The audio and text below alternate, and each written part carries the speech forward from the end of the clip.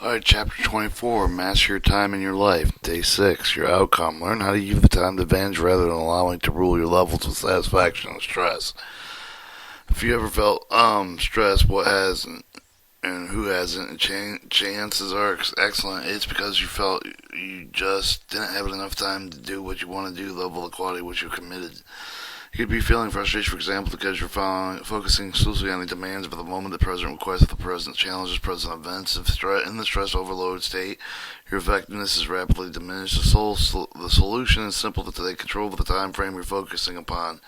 It is present stressful that become resourceful when dealing with your challenges, focusing on the future successful completion and resolution of the task before you.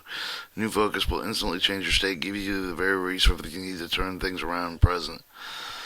Stress is often resolved with feeling stuck in a particular time frame. On example, this is when a person keeps thinking of the future disempowering ways. You can help the person yourself by getting them to refocus on what they control in the present. There are simple people when they call upon taking challenge begin to focus exclusively on the past performance.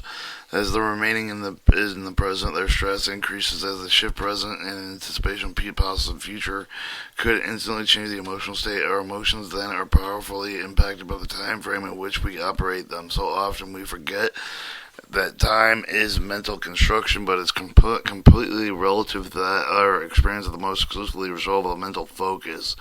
How long is a long time? For example, it depends on the situation, doesn't it? Standing in line for more than 10 minutes seems like an eternity, while an hour making love can pass all too quickly. Our beliefs also filter our perception time. For some of the regardless situation, 20 minutes in a lifetime is a lifetime.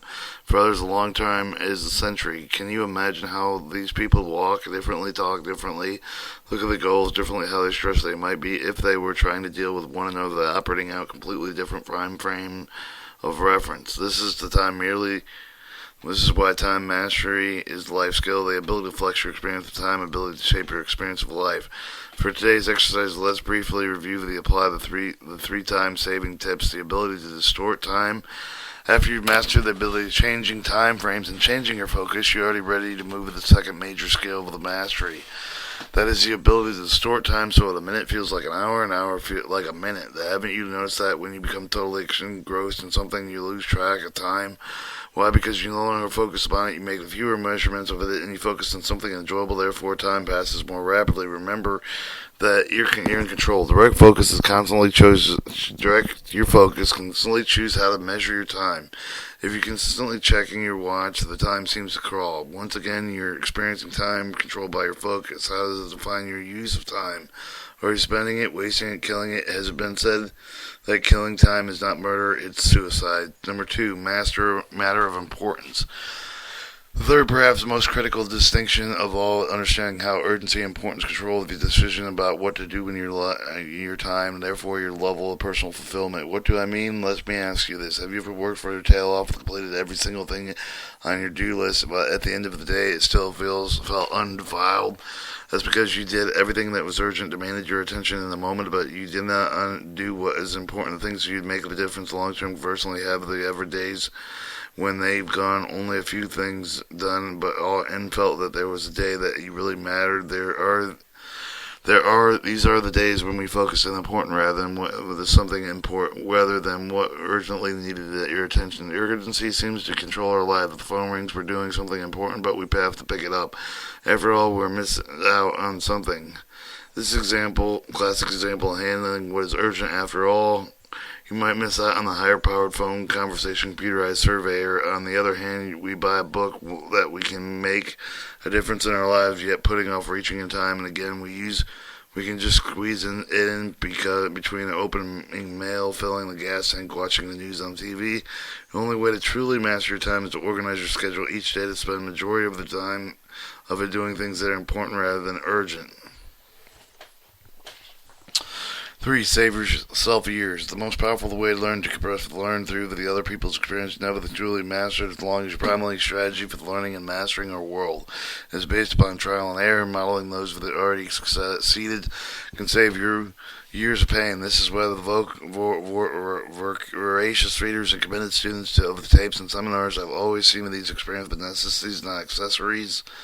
and have been given the wisdom of the decades with experience success that results from it. I challenge you to learn from the other people's experiences as often as you can and utilize whatever you learn. We have the time if we will bust. If we have the time enough if we but use it right. John Wolfgang von Gotten.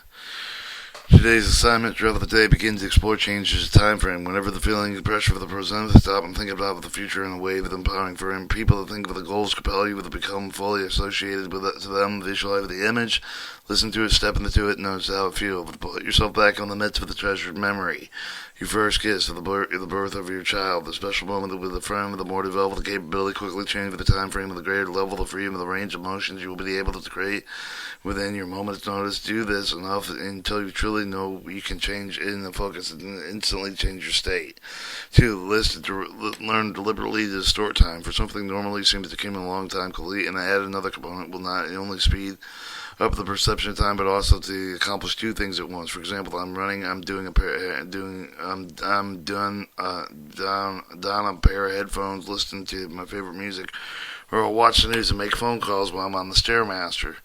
This means I'll never have an excuse not to exercise, nor does what's important working out and returning my calls. 3. Write a to-do list prioritizing according importance instead of urgency. Instead of writing down zillions of things to do, feel a failure like a failure at the end of the day. Focus on what's most important of you to accomplish this. If you do this, I can promise you the feel of satisfaction, compliment for experience. Of course, you must always take the time to day 7, rest, play. Even God took one day off.